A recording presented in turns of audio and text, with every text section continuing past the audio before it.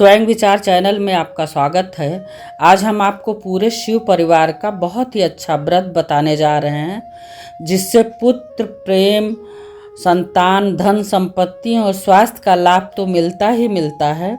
पति पत्नी के रिश्ते टूटने से बच जाते हैं, पति पत्नी में प्रेम बढ़ता है और पुत्र रत्न की तो प्राप्ति होती है। स्वास्थ्य, धन संपत्ति वो सब तो मिलता ही मिलता है और बहुत सी चीज़ों का लाभ आपको मिलता है। वीडियो के अंत तक आप बने रहिएगा। हम आपको बताएंगे कि पुष्प के शिवलिंग से कैसे पुत्र रत्न की प्राप्ति हुई है। हम आपको पूरे शिव परिवार का बहुत ही अच्छा व्रत बताने जा रहे हैं। इस व्रत का नाम है प्रदोष व्रत।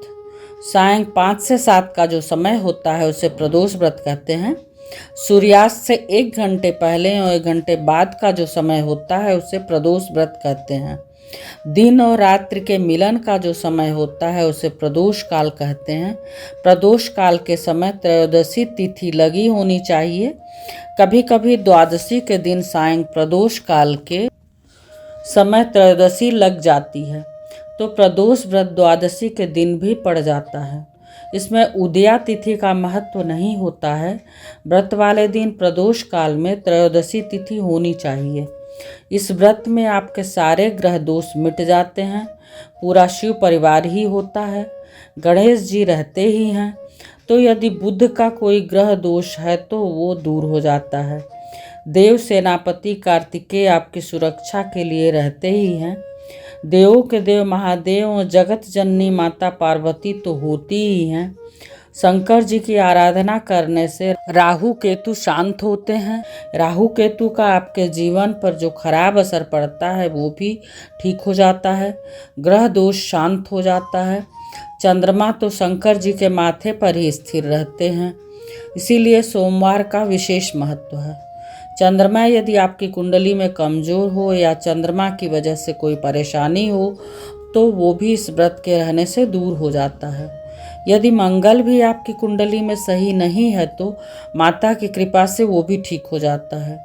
कभी कभी ऐसा होता था कि किसी के भाग्य में यदि कोई चीज़ नहीं है जो वह शंकर जी से मांग रहा है, तो शंकर जी के न मानने पर भी माता मनवा लेती थी। माया की देवी हैं, जैसे कि किसी को संतान नहीं रहती थी या किसी के बच्चे पर कोई ग्रह रहता था कि 12 वर्ष का होकर मर जाएगा। कोई भी विघ्न बाधा रहती थी तो पार्वती जी भोलेनाथ से कहकर करा लेती थी। तो पूरे शिव परिवार का व्रत है, उसमें माता साथ रहती हैं। कोई चीज़ नहीं भी होनी रहती है तो यदि आप मन से उनकी आराधना करिए तो वो अवश्य हो जाती है। इस व्रत में पूरे दिन व्रत रहकर सायं प्रदोष काल में यानी 5 से 7 का समय जो होता है उसे प्रदोष काल कहते हैं। प्रदोष काल में आप यदि मंदिर में जाकर पूजा करते हैं तो पहले आप ओम उमा सहित शिवाय मंत्र का एक माला जप करिए, फिर पूरे शिव परिवार का आह्वान करिए। जिस उद्देश्य से आप इस व्रत को शुरू किए हैं उसका ध्यान करिए। उसके बाद आप मंदिर में शिव जी के ऊपर जल चढ़ाकर पंचामृत चढ़ाइए, फिर जल चढ़ाइए। उसके पश्चात आप पुष्पमाला, भांग, धतूरा, बेलपत्र, कनेर, विशेषकर सफ़ेद पुष्प आप शंकर जी पर अर्पित करिए। नाना परिमल द्रव्याणी चढ़ाइए, जिसमें अनेकों चीज़ होती हैं, जैसे हल्दी, मेहंदी, चंदन, भस्म, गुलाल, अबरक, काला तिल, अक्षत, कई तरह की चीज़ें नाना परिमल द्रव्याणी में होता है। हल्दी भी होता है, उसको आप चढ़ाइए। धूप दीप नैवेद्य चढ़ाकर एक ऋतुफल अवश्य चढ़ाइए। इस तरह से पूजा करके आप कथा पढ़ लीजिए। कथा इसमें जैसी आपकी मनोकामना होती है उसी प्रकार कथा होती है, पढ़नी पड़ती है। रविवार दीर्घायु होने के लिए या रोग मुक्ति के लिए होता है। सोमवार का व्रत अभीष्ट सिद्धि की प्राप्ति के लिए, मंगलवार का ऋण मुक्ति और रोग मुक्ति के लिए होता है।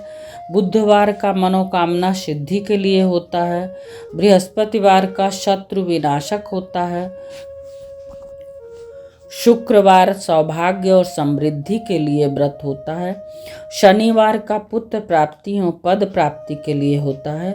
इसमें जिस मनोकामना से आप व्रत रहना चाहते हैं उस दिन को यदि प्रदोष व्रत पड़ता है तो आप उस दिन से व्रत शुरू करिए, और जब भी प्रदोष व्रत पड़ता है तो उसी दिन की कथा पढ़नी रहती है। यदि आप बिना मनोकामना के आराधना के लिए व्रत कर रहे हैं तो आप रवि, सोम, शनि की कथा अवश्य पढ़िए। आपकी सारी ही मनोकामना पूरी हो जाएगी, आपको सारा ही लाभ मिल जाएगा। अंत में आप ओम नमः शिवाय का रुद्राक्ष की माला से एक माला जप अवश्य करिए। आप एक माला भी जप कर सकते हैं, 3 माला भी जप कर सकते हैं, 11 माला भी जप कर सकते हैं। यदि आप किसी मनोकामना के पूरा होने के लिए व्रत रह रहे हैं तो आप 6 महीने यानी 11 व्रत, पूरे वर्ष 26 व्रत रहकर आप उद्यापन कर दीजिए, या आपकी मनोकामना पूरी होने तक आप व्रत रहिए।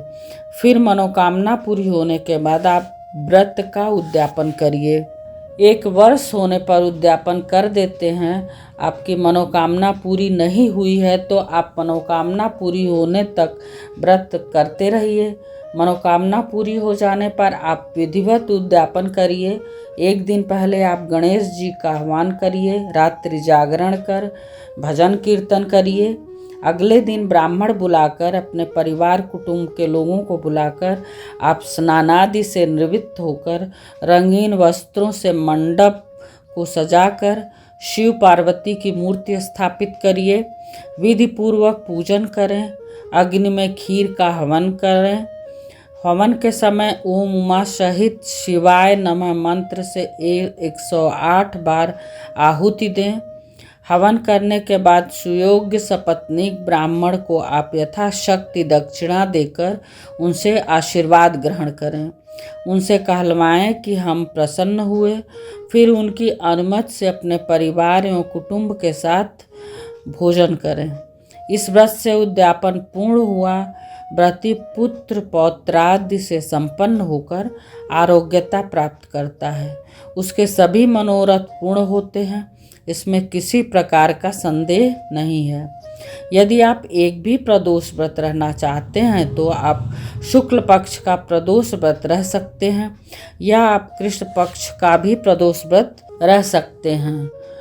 ये वीडियो थोड़ा लंबा हो रहा है लेकिन ज़रूरी है, क्योंकि इसमें हम आपको व्रत, पूजा विधि, लाभ एवं उद्यापन के भी बारे में बताए हैं। शुक्ल पक्ष का धन समृद्धि के लिए होता है, कृष्ण पक्ष का रोग और बीमारी के लिए होता है। यदि आप पुत्र प्राप्ति और पद प्राप्ति के लिए रहना चाहते हैं तो आपको शनि शुक्ल पक्ष से व्रत शुरू करना चाहिए। यदि अभीष्ट सिद्धि के लिए व्रत रहना चाहते हैं तो आप सोमवार कृष्ण पक्ष से व्रत शुरू कर सकते हैं। प्रदोष व्रत की शुरुआत आप जिस मनोकामना को लेकर करना चाहते हैं, यदि वो सावन में मिल जाता है तो बहुत ही अच्छा है, नहीं तो आप चतुर्मास में आपको वो दिन मिल जाता है तो उससे रहिए। यदि चतुर्मास में भी नहीं मिलता है तो आप मार्गशीर्ष या माघ, फाल्गुन माह से भी शुरू कर सकते हैं। चैत्र, वैशाख में भी आप व्रत को शुरू कर सकते हैं। इस व्रत से आप पूरी श्रद्धा से व्रत रखिए। इससे एक बहुत बड़ा लाभ मिलता है। आपके लाइफ में जो दुष्ट लोग रहते हैं, बेकार लोग रहते हैं, वो आपकी लाइफ से हट जाते हैं। दुष्ट लोग आसपास रहते हैं तो कोई न कोई विघ्न बाधा देते ही देते हैं, आपको मानसिक टेंशन देते ही देते हैं। जो भी आपके फ्रेंड सर्किल में नेगेटिव थिंकिंग के लोग होंगे, आपकी लाइफ से दूर हो जाते हैं। कोई न कोई सिचुएशन ऐसा बनेगा कि वो दूर हो जाएगा। कहते हैं कि खराब लोगों की संगति से खराब रास्ता अपनाता है, चीज़ें बेकार होती हैं, ये तो सबसे बड़ा लाभ है। दूसरा बड़ा लाभ मिलता है हस्बैंड वाइफ के रिलेशन में भी ये बहुत अच्छा काम करता है। शिव पार्वती के एक साथ रहने से, गणेश जी और शिव परिवार के रहने से और प्रदोष काल की पूजा से इसका लाभ मिलता है।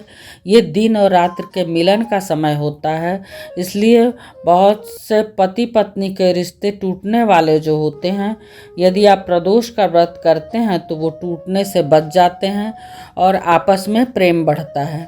शंकर जी के गले में नाग देवता के रहने से जिनके भी ऊपर राहु केतु का दोष होता है, काल सर्पयोग होता है, पितृदोष होता है, सब कुछ इस व्रत से ठीक हो जाता है। यदि चंद्रमा भी आपकी कुंडली में कमजोर है तो उसमें भी लाभ मिलता है। चंद्रमा शंकर जी के माथे पर ही स्थिर रहते हैं। मंगल के ग्रह दोष को माता दूर कर देती हैं। बुध ग्रह यदि अच्छा न हो तो गणेश जी सारे विघ्न बाधा को दूर कर देते हैं। ऊपरी बाधा ग्रह दोष को दूर करने के कार्तिकेय देव सेनापति रहते ही हैं। इस प्रकार से प्रदोष का व्रत करने से, शिव परिवार की आराधना पूजा करने से सारी ही विघ्न बाधा टल जाती है। यदि आप प्रदोष काल में मंदिर जाकर पूजा करते हैं तो अति उत्तम, नहीं तो आप अपने घर के मंदिर में ही सारी सामग्री के साथ आप विधिवत पूजा करिए। एक ऋतुफल शिवलिंग पर चढ़ाइए, जिसको आप दूसरों को प्रसाद में वितरित कर दीजिए। दूसरा फल शिव परिवार के फोटो के आगे चढ़ाइए, जिससे आप स्वयं ग्रहण करिए। यदि आप बाहर में हैं, प्रदोष काल के समय आप कहीं घूमने गए हैं या आप किसी जरूरी काम से बाहर हैं, तो आप किसी भी शिव मंदिर में दर्शन कर लीजिए, नहीं तो आप मंदिर में ऊपर लगे त्रिशूल का दर्शन कर लीजिए। आपको उतना ही लाभ मिलेगा जितना कि मंदिर में विधिवत बैठ के पूजा आराधना करने से या फिर घर के मंदिर में पूजा का आराधना करने से मिलता है। यदि आप अपने घर में शिवलिंग नहीं रखे हैं, क्योंकि शिवलिंग रखने का मतलब है कि आप प्रतिदिन उनकी पूजा और आराधना करिए। प्रतिदिन की पूजा आराधना यदि आपसे नहीं हो पा रही है तो आप शिव परिवार की फोटो रखकर थाली में पुष्प का शिवलिंग बना दीजिए। पुष्प को उल्टा करके थाली के मध्य में रख लीजिए। पुष्प का पिछला हिस्सा शिवलिंग बन जाएगा। पुष्प देवी का अर्घ्य आप उस पर ऊपर जैसे विधि विधान द्वारा पूजा बताई गई है वैसे आप पूजा कर लीजिए। उस पर पूरे विधि विधान से आप पूजा करके सारी चीज़ें चढ़ा के, जल अर्पण करके और माला जप लीजिए। मेरा 25 वर्ष का अनुभव है कि पुष्प के शिवलिंग की पूजा करने से पुत्र रत्न तक की प्राप्ति हुई है। शिव तो कण कण में है, बस आपके भाव उचित होने चाहिए। यदि आप में परोपकार का भाव नहीं है, तो आपके अंदर घमंड है, तो आप चाहे कितनी भी विधिवत पूजा आराधना कर लीजिए, आपको लाभ नहीं मिलेगा। प्रदोष व्रत ऐसा व्रत है जिससे आपके पिछले जन्म का भी ग्रह दोष दूर होता है। शिव जी की आराधना में आपके भाव का प्रमुख महत्व है। इस तरह से आप प्रदोष का व्रत धैर्य पूर्वक पूरे शिव परिवार की आराधना करके रहकर अपनी सारी मनोकामना पूरी कर सकते हैं और अपने सारे कष्टों को दूर कर सकते हैं।